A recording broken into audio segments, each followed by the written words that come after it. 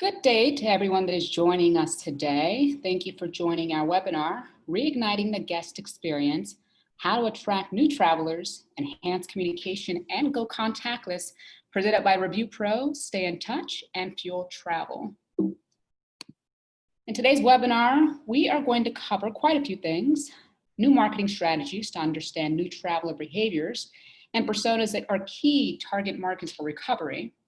We'll discuss contactless technology that can streamline the welcome departure experience, prioritize guest safety, and let automation be the middleman.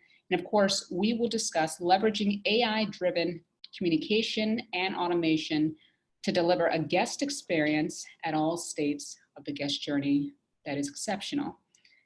And before we leave you guys, we will open things up to the audience for Q&A portion. I do want to remind the audience that we'll do that at the end of the presentations, but of course you can go ahead and send in any questions that you have at any time during the broadcast.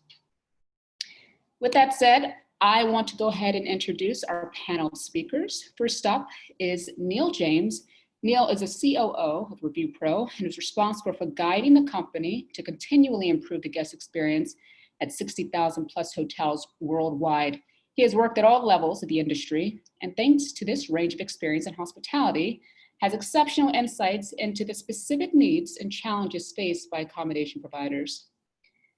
And from Stay in Touch is Aldrich Schultz. As the technical sales and product engineer at Stay in Touch, Aldrich is skilled in creating uniquely engaging experiences across an expansive range of service needs and environments. His efforts assist hoteliers in revenue strategies via guest personalization. And last but certainly not least is Stuart Butler. As a Chief Operating Officer at Fuel, Stuart has spent the past 2 decades implementing marketing strategies for hundreds of hotels worldwide.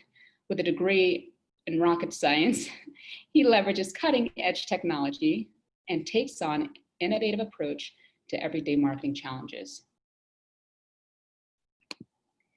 I want to turn things over to Stuart, who's going to go ahead and walk us through some really key insights, both on the consumer and hotelier side, with the hotelier COVID recovery sentiment study that we did between Fuel Travel, Stay in Touch, and Review Pro. And Fuel sponsored and conducted the consumer study. So Stuart talked a little bit about that, and in doing so, we'll discuss new marketing strategies to understand new travel behaviors and personas that are key target markets for recovery. Stuart? Great. Thanks, Free. Can you hear me? Yep, you're fine. Great. So we're going to be talking about a lot of data today. We're going to go through it fairly quickly because we've got to leave time for the other panelists as well. But the 2 studies we're going to be pulling from, one is a sentiment study that was sent out. It's a longitudinal study sent to consumers every 2 weeks over the past 10 to 12 weeks. We're actually sending a new one out today, but it's been interesting to look at the changes in consumer sentiment over that period. If you want to download the full report, we've been publishing on our blog, fueltravel.com/blog. And then the other study we're going to be pulling from today is the hotelier sentiment study that was conducted, as Free mentioned, with Review Pro and Stay in Touch. And this was sent out to worldwide hoteliers, independents, in flags, and just asking them a bunch of questions about how they were navigating these troubled waters. Let's go to the next slide. So there's 3 key insights that I really want to kind of drill down into a little bit today. The first is that we're in this new world where this is going to be survival of the fittest. There's going to be a reduced demand. You are going to have to go out and find business, and you have to have a strategic plan to do that. Otherwise, you're going to be dead in the water. That whole mentality of we're all in this together is out of the window at this point. We're all fighting for the same business at this point.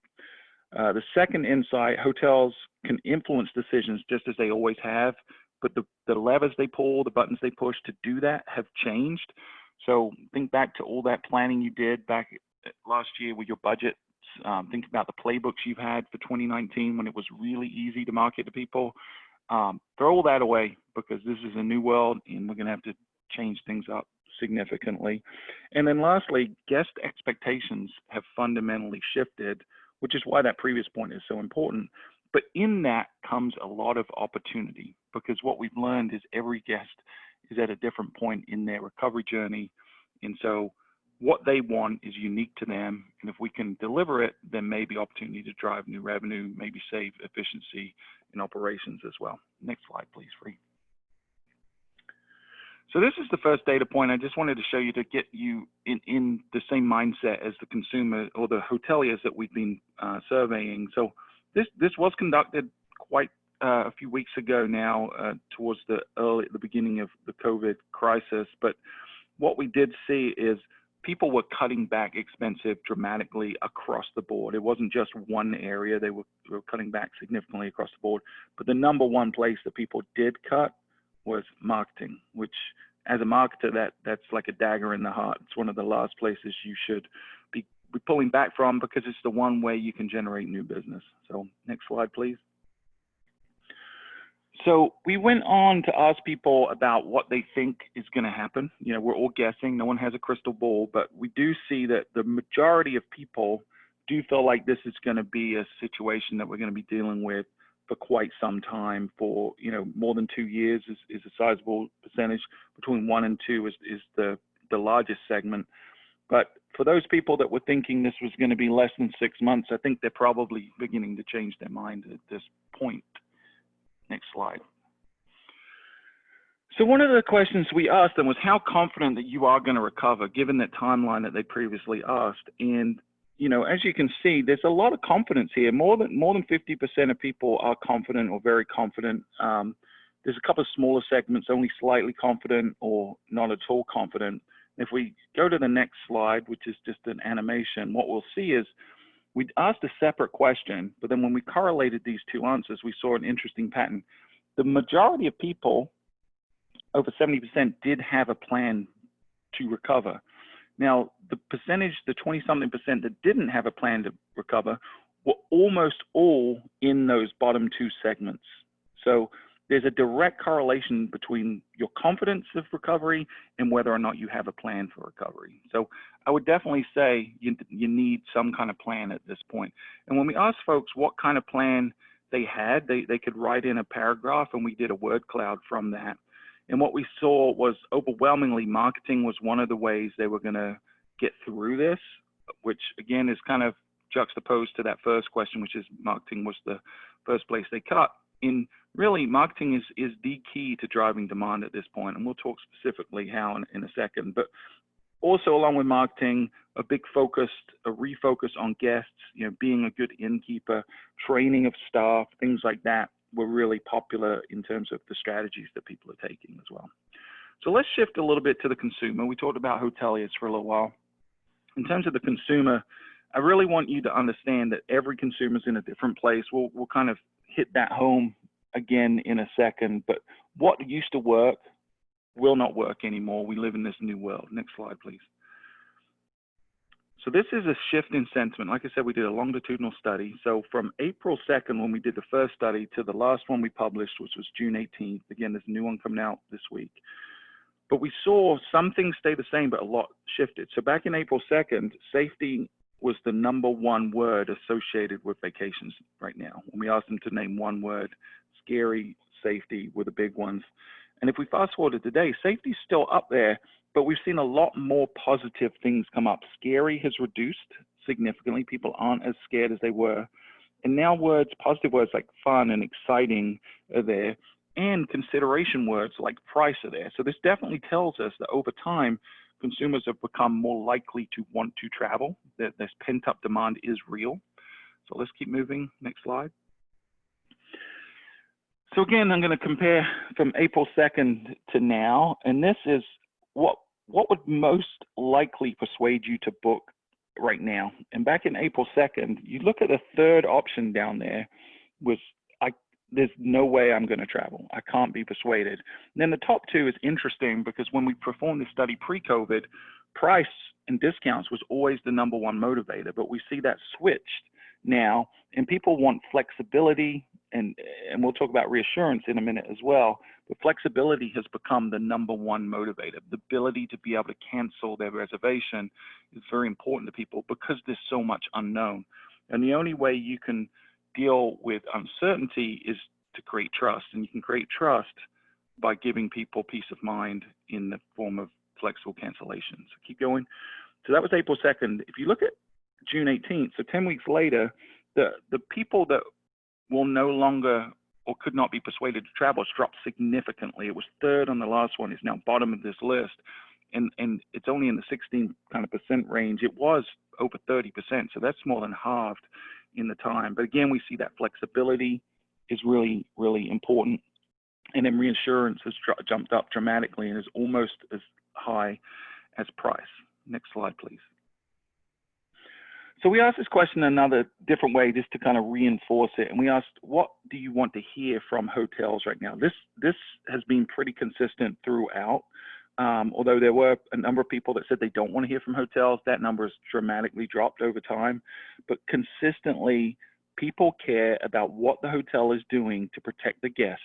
That's the number one thing. So again, goes back to reassurance. Number two is good old price, so packages and deals and things like that. But then they also care about what people are doing to protect the staff, things like that. So this reassurance seems to be this common thread throughout. Reassurance, flexibility, things like that. Next slide, please. All right, so this is another way of looking at the same kind of information. So what is preventing you from traveling right now? And the number one thing preventing people from traveling, and the number two is fear. So fear of other guests and fear of open spaces, common areas, and then price is third. So again, this is telling us the motivators are not price anymore. This is why your advertising and your marketing approach has to change. We're in this new era where the lever of price is not the thing that you should be doing. So for those of you that are sitting there thinking, I'm going to drop my rates to drive demand, it's simply not going to happen. You know, it might happen a little bit, but not, the juice is not going to be worth the squeeze. So don't worry about dropping your rates. Be competitive in your comp set, but don't use that as a motivator. Use reassurance as a motivator. And when we look at the fears of guest areas and interactions with guests, we're going to talk a little bit in this webinar about mobile technology and how that can really help eliminate some of those fears or significantly reduce them. Next slide, please. So I mentioned a minute ago, everyone is different. This is something I really want everyone to take from this webinar. If you think back to the first time you went to a grocery store during the pandemic, you were probably very scared. You probably walked in, you were very aware, your fight or flight instincts were kicking in, you were looking at everyone like they could be carrying COVID, and you were certainly wearing a mask. And as time's gone on, I know I've been to the grocery store at least a dozen times during this, and the last time I went was a very different experience than the first time. And what you've got to realize is every guest is at a different point of recovery. Not every guest has been to the grocery store a dozen times. Not every guest has traveled yet. Not every guest is going to have the tolerance for fear. So you can't use the age-old demographics that you used to bucket people. We do see some trends. We see that younger people tend to be more risk tolerant. Older people tend to be more risk adverse. More affluent people tend to be more risk adverse. Lower socioeconomic people tend to be more risk tolerant.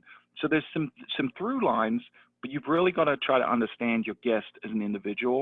And one of the best ways to do that is to put out a survey. Survey your guest history and ask them where they are. When do they think they're going to travel? What is it that's going to motivate them to travel? What is preventing them from traveling? If you send out that guest survey, you're going to have a plethora of data that now you can use to retarget them, both with your CRM and with your advertising as well. Next slide. So you've really got to adopt this new mindset from going from a gatherer that we were in 2019, where we could just turn on search ads and the business would come in. The demand is so reduced and the competition is so increased that we have to go out and be hunters. We have to go out and find our food, because if we don't, our competition is going to do it before we can. So you've got to get a lot more aggressive in the messaging, in the types of advertising that you're running right now. Next slide. And so one of the ways you can do that is think about what kind of people are going to be traveling now. Who are the new audiences that maybe I didn't used to get? Maybe I was a fly destination. Well, if you were a flight destination, then one of the good news items here is that people aren't really flying a ton, they're driving. And as you can see from this data, we asked people when they would be willing to travel certain distances from their home. Overwhelmingly, people prefer to drive than fly. Overwhelmingly, they prefer outdoors like beaches and mountains and retreat kind of destinations, but we saw this correlation through any type of travel, which was I'm willing to dip my toe into travel by traveling nearby within 2 hours. So really draw that 2-hour circle around your destination and try to figure out who are these people that are going to be the most risk tolerant at this point that I can go out and target. So I don't have time to get into specifics of that today, but just be thinking that way, and I'll give you some resources at the end that you can tap into to go find some of those people. Next slide, please. So the other thing to keep in mind, and this is my final point, is that people, because they're at different points, they value different things differently, and there is no one size fits all. So we asked a couple of questions just to kind of reiterate that or understand that a little better. So one of the questions was, how much housekeeping do you want in your next travel? Now, before COVID, everyone expected daily housekeeping, but now what you see is the number one response for how often do you want housekeeping is only when I request it, because now people value security and safety above cleanliness. It's flipped from what it was. So they'd rather wait to ask. But if you look at this data, the other interesting thing is it's really split. There's not, even the number one answer isn't the vast majority. So different people want different things, but this is an opportunity because you can ask your guests at check-in or at booking what level of housekeeping they would like. This can save you money if a lot of people say only on request or only every other day, but it also adds value to them because you're giving them the flexibility that provides them with the comfort that they need. So again, this comes back to individualization. Next slide.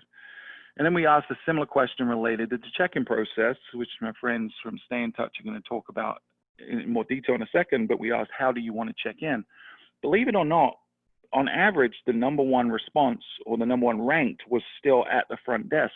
But a lot of people in the comments were putting they don't want to spend as much time at the front desk. They want to reduce the time at the front desk, so a reduced check-in at the front desk. Number two was via a mobile app, and all the way at the bottom was via a kiosk. Kiosk doesn't really solve a lot of the problems that create the fear right now, because people still have to line up. They're still touching things that other people touch. So it's really between front desk and mobile app. And if you look at millennials specifically and younger, so adults under 40, they overwhelmingly would prefer to check in with a mobile app than the front desk.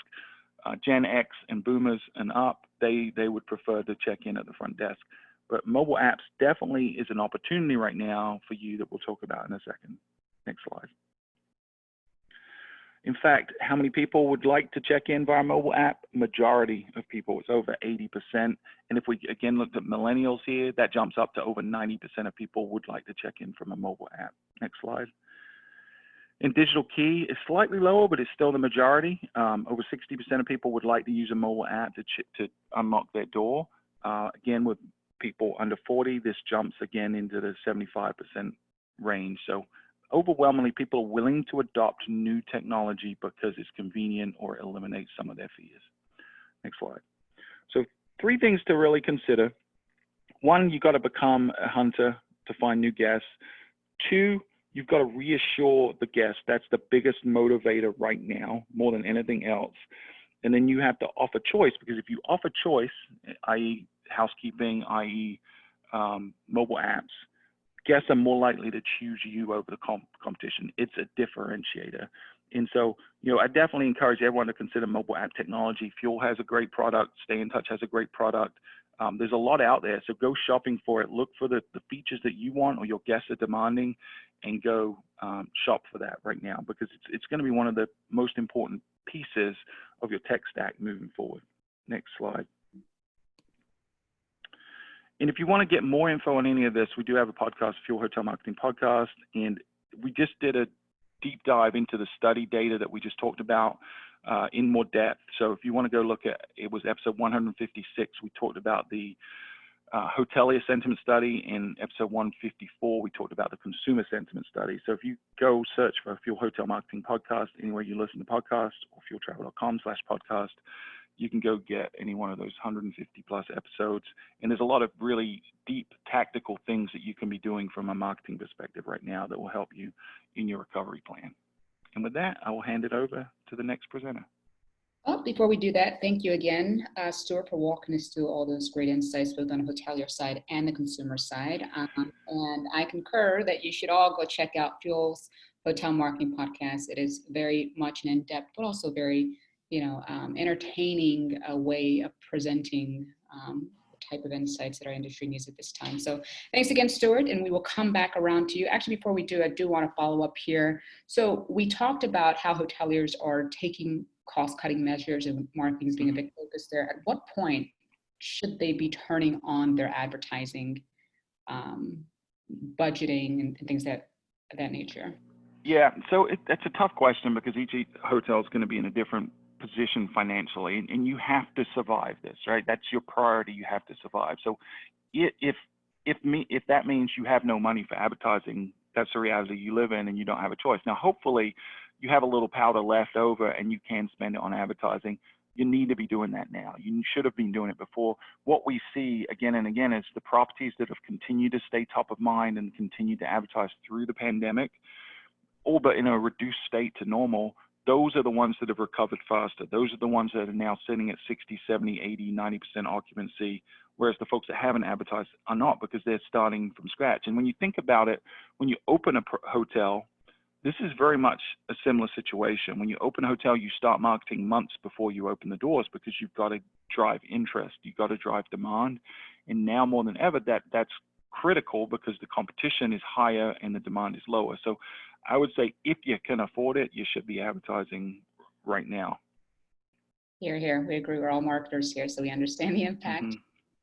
So with that said, I'm going to turn things over to our next presenter, Aldrich, who's going to touch on a lot of the contactless type of technologies that can be incorporated on property for a hotel to take advantage of where we know consumers are and their sentiment in terms of how they'd like to experience consumership at your business. So Stuart, or I'm sorry, Aldrich, take us away.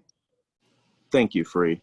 And of course, thank you, Stuart, as well. You gave us some great insight on marketing strategies and understanding our guests, which is a great transition into our next subject matter, which is going to be the contactless experience that could be available to our guests. Okay, so some things I just did want to touch on that Stuart did mention in terms of normalcy, taking much longer to come back to our operations, to our businesses, taking much longer is going to really get people thinking about different ways and methods that they can implement new technology to enhance the guest experience while keeping them safe and secure when traveling to our different properties and hotels. People still need to travel, of course. So we're going to see travelers coming into our properties, wanting options, wanting customization, really giving them the opportunity to still feel like they can come in and travel and remain safe. So in that, we're going to see in the marketing process, hoteliers giving our customers or giving their guests reassurance by creating that safe environment for guests to still feel comfortable coming in.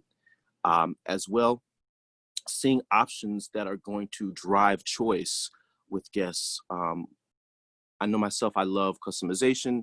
Guests too do love customization. That's one thing that we're going to actually speak about here. So reassessing the guest welcome experience, we look at the traditional way that guests are checking in, okay?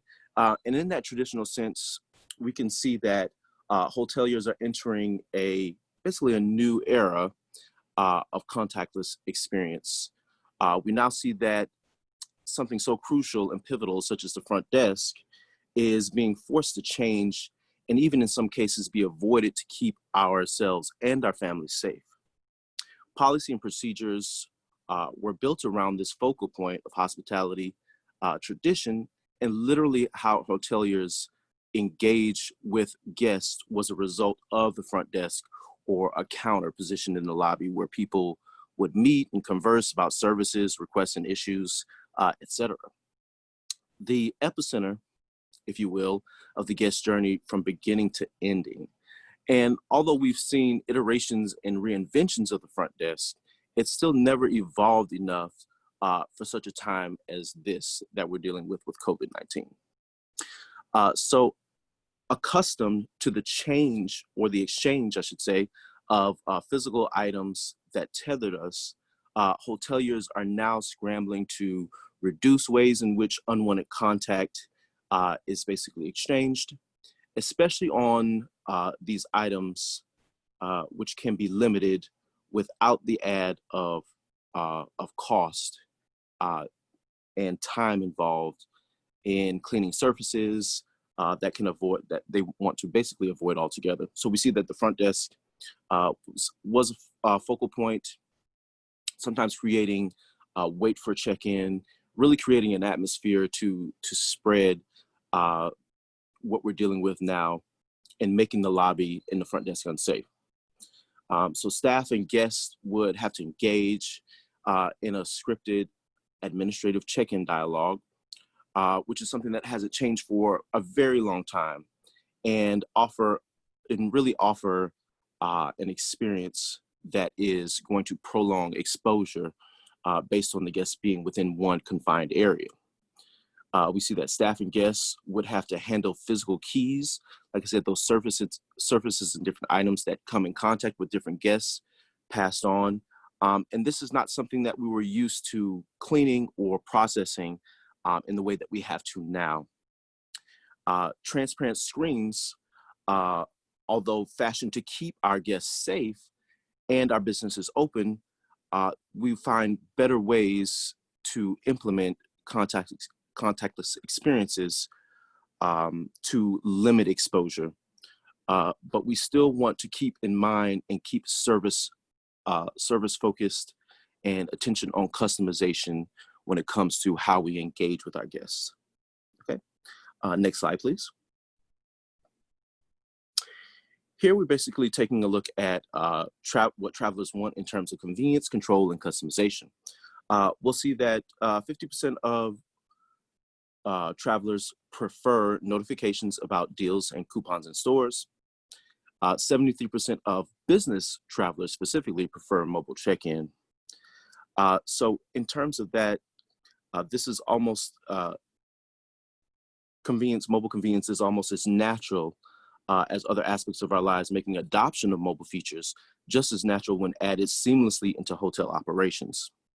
We see so many benefits here, ranging from contactless experience for safety and convenience to being able to anticipate service needs and adjust staffing and amenity resources on the fly for a smoother run hotel operation.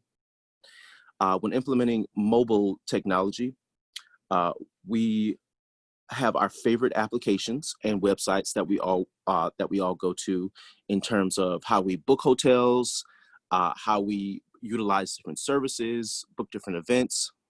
And this is becoming more and more common. Even in some cases of mobile check-in, you can see that the system will become a revenue generator. If implemented correctly, hoteliers can utilize the upsell and upgrading features to really be, like I said, a revenue generator, turning the PMS or the technology stack from a cost center and really putting more money into your pockets. Okay. If we go to the next slide here, we can see mobile technology can drive incremental revenue, which is what I was mentioning before.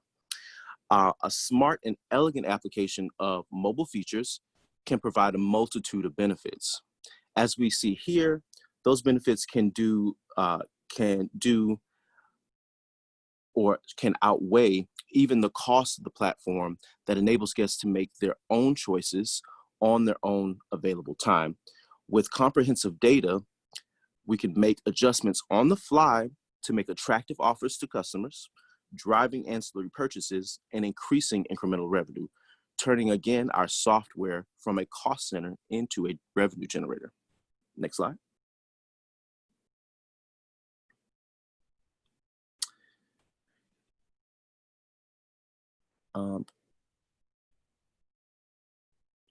Can we back up one slide? One more. There we go. All right. So in terms of choice in service, I say that the key here is going to be customization. For a hotelier to be able to curate a thoughtful and thorough journey for the guests means that the experience can be as engaging and vibrant as possible. Seamless options should be available for guests to move in and out of as they go through the journey for check-in. And this convenience, this allows the guest convenience when it comes to the overall guest experience, and so they don't feel like they're missing out with the subtraction, of course, of some human touch points. But everything from A to Z can be considered and put conveniently into a check-in, check-out flow that can be very intuitive and within a very safe package to pass on to the guests. This is all available, of course, on the mobile device.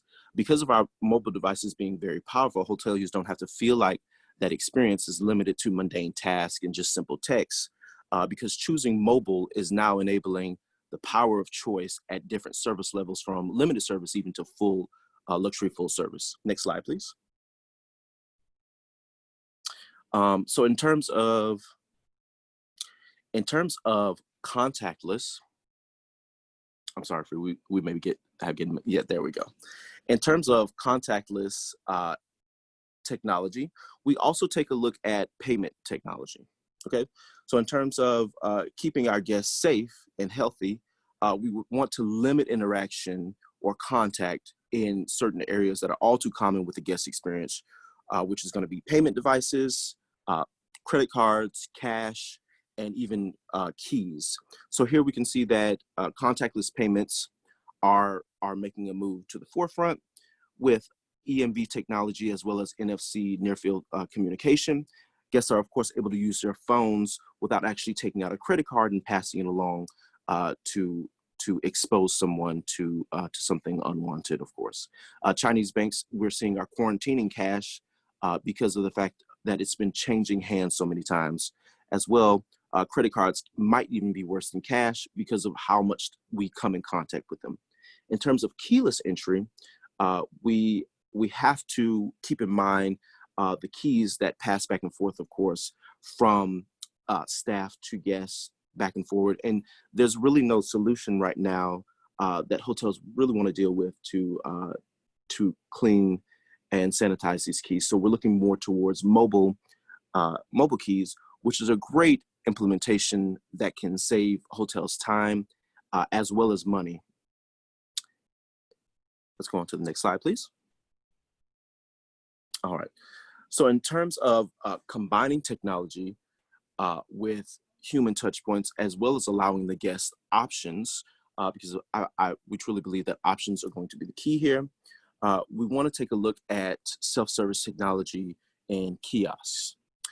Here we can see that clean policies for self-service kiosks can be implemented quite easily, of course.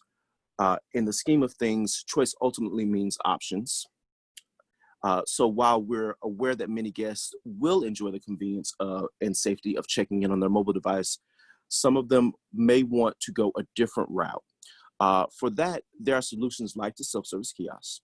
With as little as an iPad, we're seeing that most hotels can implement this particular solution throughout their lobby and throughout the property to allow for a safely implemented self-guided experience for check-in and check-out. Solutions like self-service kiosks can be strategically placed throughout the lobby, like I said, to follow social distancing rules, creating a much safer and comfortable environment for guests to feel like they can do those things that regularly happen with human interaction. Regular cleaning practices should be implemented so that guests can feel free to participate with signage and, of course, easy to access sanitizing wipes. This is, of course, something that should be followed up by staff regularly wiping down screens, which for iPads, which is going to be probably the best, one of the best tools to implement for self-service, is recommended by Apple. Okay.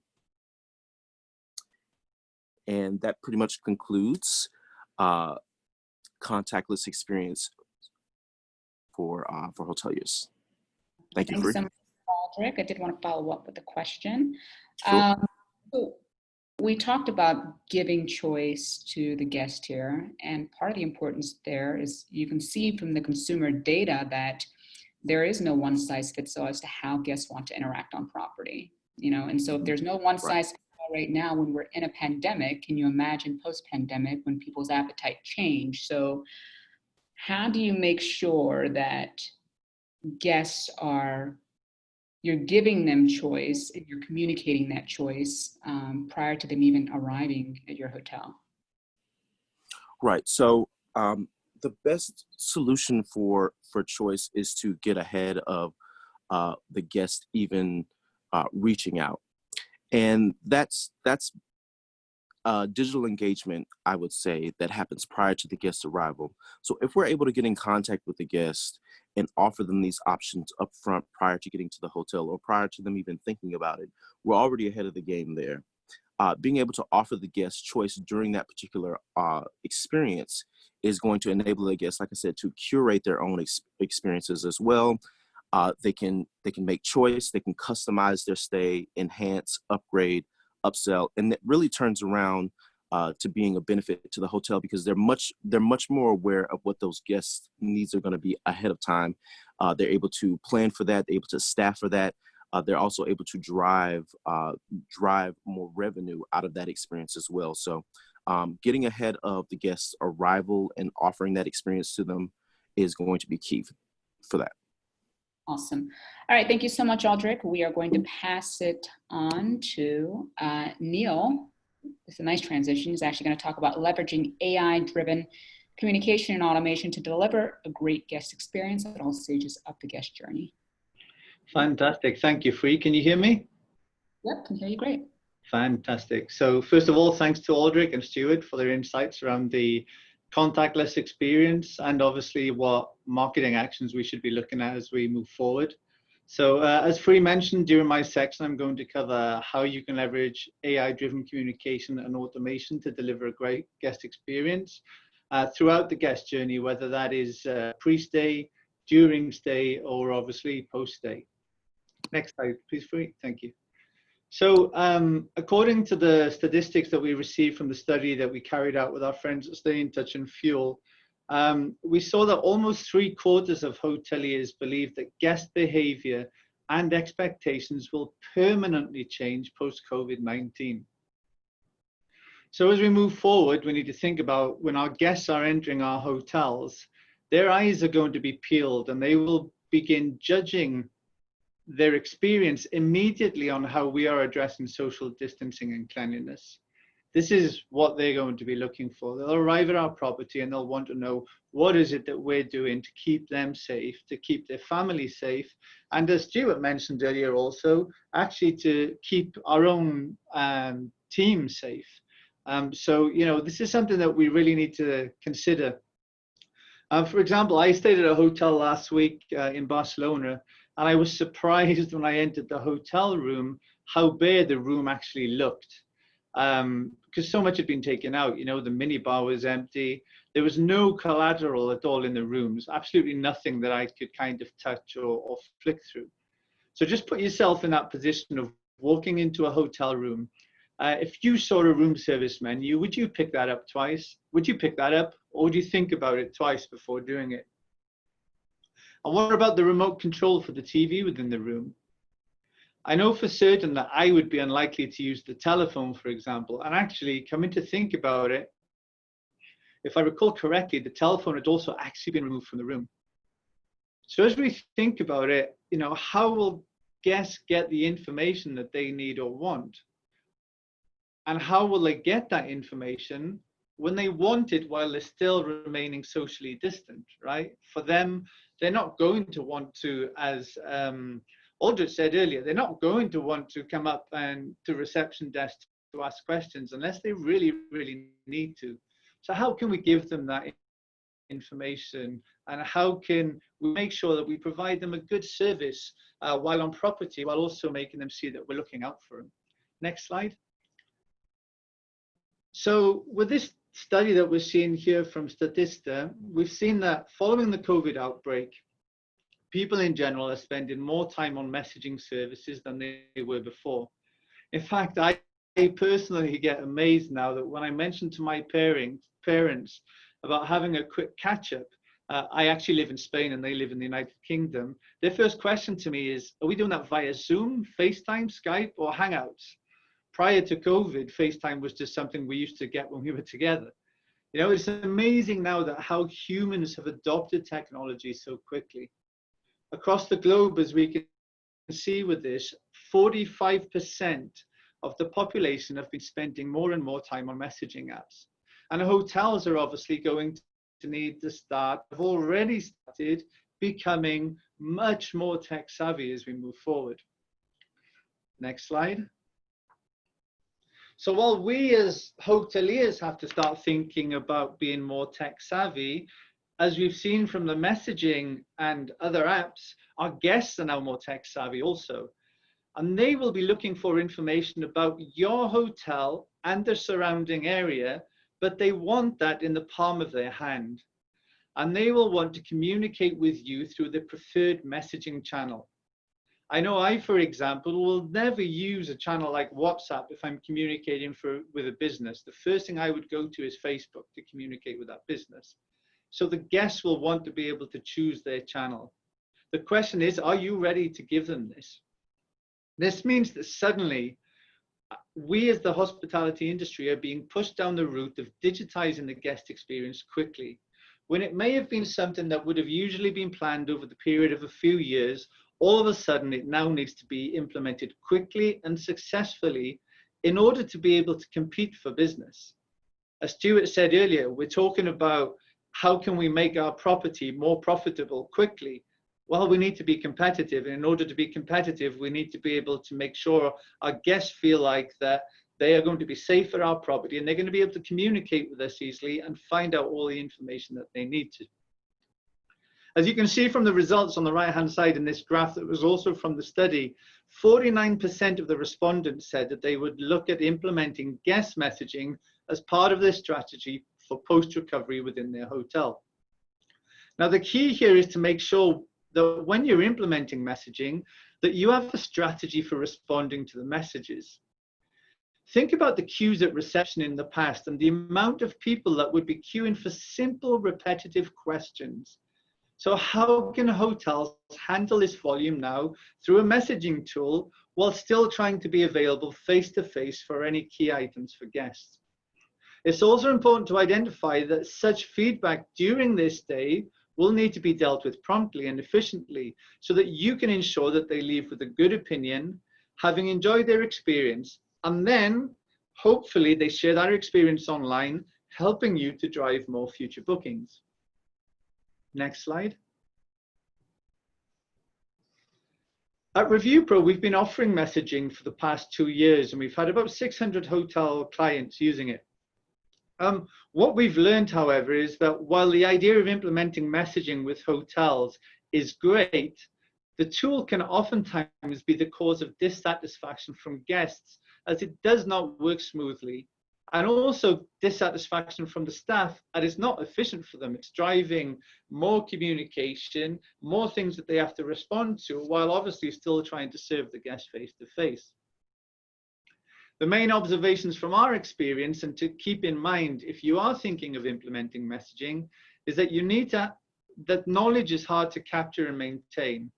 Even at some of the biggest brands, this information can be absolutely siloed. It's hard for hoteliers and brands to understand which database has the most current and accurate data. Also, with no reliable alert system or case system to the relevant teams, messages go unanswered. Requests and upsell opportunities get lost. And even something serious could get overlooked.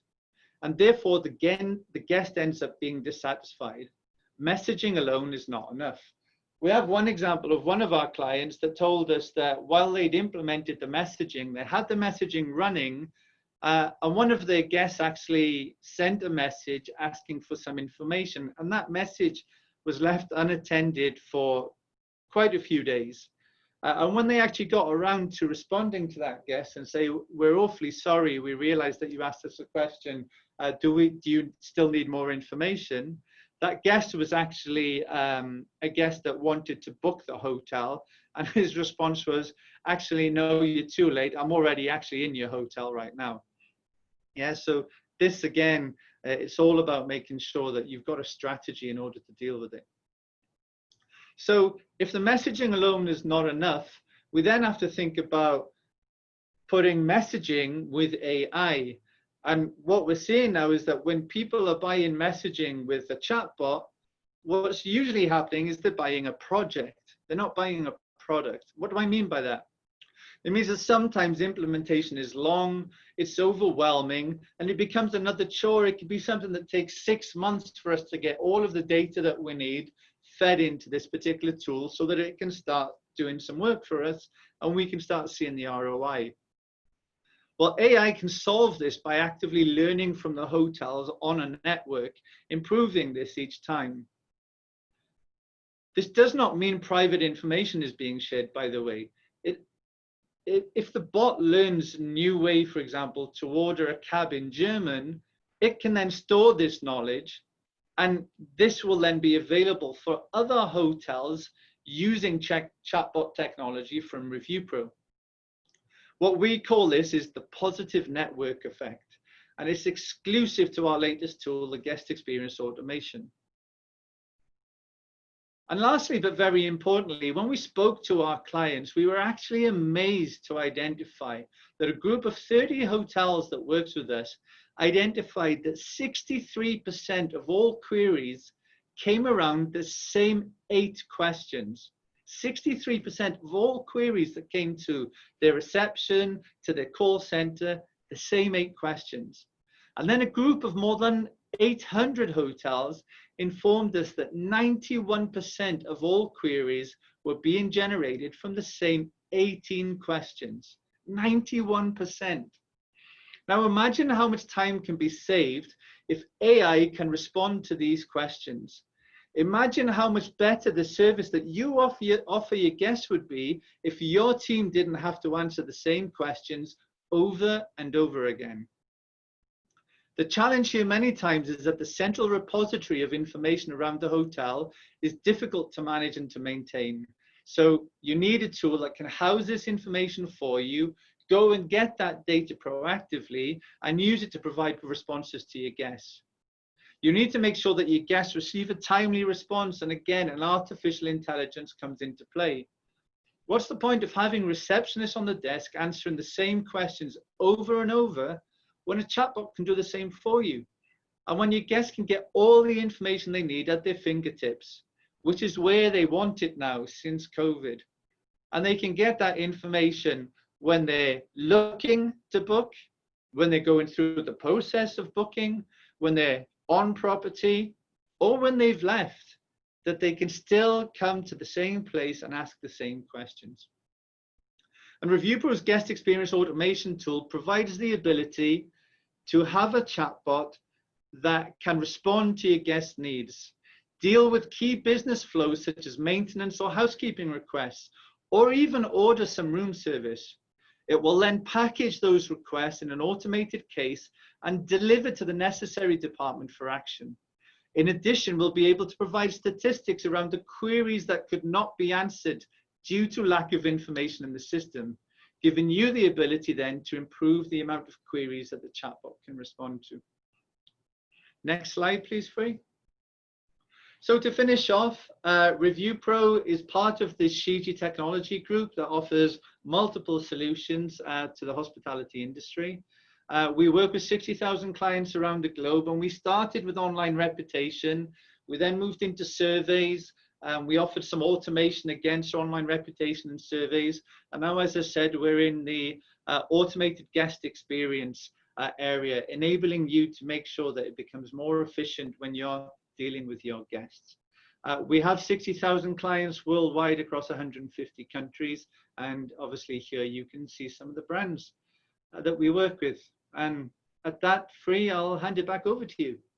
Awesome. Thanks so much, Neil. I did want to follow up with a question. We talked about the power of automation, but is there an issue of AI is essentially competing with the human interaction? That's a really good question. So I'd say that machines augment human interaction by alleviating repetitive tasks. Yeah, it's freeing them up to concentrate on hospitality. As I said earlier, I worked in hospitality and in hotels for years, and if I picture, the amount of times that I had a huge queue on a Sunday morning at checkout, specifically, as you're getting towards the end of the shift because everybody's leaving the room as late as possible. And so many of the queries and the queues that are coming up are, what time is breakfast? Where's the swimming pool? What time does the spa open? Can I have a late checkout? All these things that can be done by a bot if you provide the right information into the system. And then actually those guests that are checking out, you can actually provide them a better service, a smilier service, the staff in a much better mind frame because they haven't had such a huge queue to go through because there's so many people, and the people in the queue have been agitated because they've had to wait for so long, So these two things can so well work together in order to be able to reduce the amount of repetitive tasks and queries that, let's face it, technology has been doing for us for many years, but then making sure that we're in an opportunity to provide a better service. And we have to think as well that, AI helps us to look at big data trends and enable us to look for solutions that are impossible for the human brain to comprehend. So, for me, I think these two things go hand in hand in order to offer a seamless and better guest experience. Absolutely. Keyword being seamless. Thanks so much again for that, Neil. And we are running just a little bit short on time, so I'm going to actually skip this little takeaway section and head straight into the audience Q&A. We got a few questions from the audience here, and I do encourage the audience to go ahead and send their questions into the Q&A box, and we will try to get to that. We've got about 8 minutes left. So let's first start off with Stuart. This one's for you. How do I find new audience segments to target with my advertising? Yeah, like I talked about earlier, it's different people than have traveled before. So the first thing you want to do is go and survey your guests that have been there before and figure out where they are in their recovery journey. But then you want to really start thinking about, okay, who would be the people that are traveling right now? It's the people that are least risk adverse, so younger folks, lower socioeconomic. So you may want to stop thinking about who your normal demographic is and start targeting new ones. So younger folks, lower income folks, especially those that have been unemployed, because what we found is this weird phenomena where people that have been furloughed or let go are now in a position where they potentially are making more money than they ever have because they're getting the additional $600 a week. So that may come to an end soon. It may not if the government extends it, but that's a population that maybe wouldn't have been able to afford to stay at your hotel, but can now. So I think you can get creative. Look at things like airline crews if you're near an airport. Look at what truckers are driving and delivering in your area. You can geo-target things like Amazon warehouses or Walmart warehouses, things like that. So you've just got to get really scrappy. You've got to get really granular in how you're targeting. So this previous mentality of just casting a wide net and catching what you catch is not going to work anymore. You've got to be deliberate. You've got to create ads that are going to call attention to specific audience members. And if you need specific examples of that, shameless plug, go listen to the Fuel Hotel Marketing podcast because we dig into that a lot in the show. Awesome. Thanks so much for that, Stuart. And now, Aldrich, this one is for you. How do I make sure I'm not leaving revenue on the floor if I go completely contactless during the check-in? Yeah, great question, Free. So I think what's crucial is that you're selecting a platform or a mobile check-in, check-out service that enables you to drive ancillary purchases. And by that, offering your guests seamless opportunities to upgrade, whether that be with experiences in and around the hotel, add-ons, packages, as well as upgrade their room type. Those are great ways to capture that additional revenue, especially, like I said, if it's seamless, the guests will more than likely buy into any of those opportunities during that process because they don't feel any pressure to do so. And we see a greater adoption rate at purchasing or buying into those opportunities during that flow because the guest is already journeying to the hotel. So excellent way for them to enhance their stay during that. So just make sure that when you're taking a look at a platform, make sure it offers those opportunities for you to offer upgrades, offer upsells, offer packages, and experiences for the hotel guests to choose, select, and schedule. Awesome. All right, Neil, this one's for you. What is the best way for me to communicate messaging at my property? Yeah, so I think with most of our clients, what we're working with is there's two things. We actually build a landing page as part of the guest experience automation tool that enables them to be able to create a QR code or a simple link to put onto their room key cards, their wallets, into their app. We can actually also embed the landing page into the app. The key thing that we've identified is that, it's really, really important to make sure that you are promoting the fact that you've got a messaging tool. And then as soon as the guest starts interacting, obviously they can ask the questions, and the first responses they'll get will be from the bot, and the bot will be the first thing that will actually introduce itself as a bot, and also mention to guests that, if they want to speak to an agent, they can speak to an agent immediately. But it's really, really key. We've seen with clients in the past that they've possibly promoted this, but promoted it, with a little tent card at reception desk by the time the guest has gone for 40 minutes through a queue, and then has seen that they could have asked a question via messaging. So, usually a nice little QR code, simple link on the room key card, the key card wallet, or on any other information that's maybe sent to the guest prior to stay or during stay, in order to be able to interact directly with the property. Awesome. All right, Aldrich, this one is for you. Do you usually see issues with guests adopting the mobile app? So each traveler is going to be different in terms of how they want to go about experiencing the hotel. So as it was mentioned earlier, I think basically in everyone's presentation, what we're seeing is a younger and younger demographic of travelers. A lot of millennials, a lot of Gen Z, so on and so forth, who are used to the normalcy of technology, using technology to buy things, using technology to go through different processes. That's a part of normal everyday life.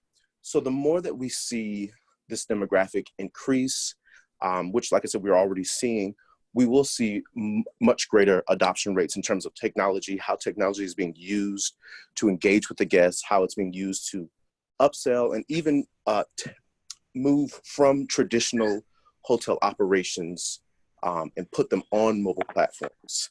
So we're already seeing great adoption.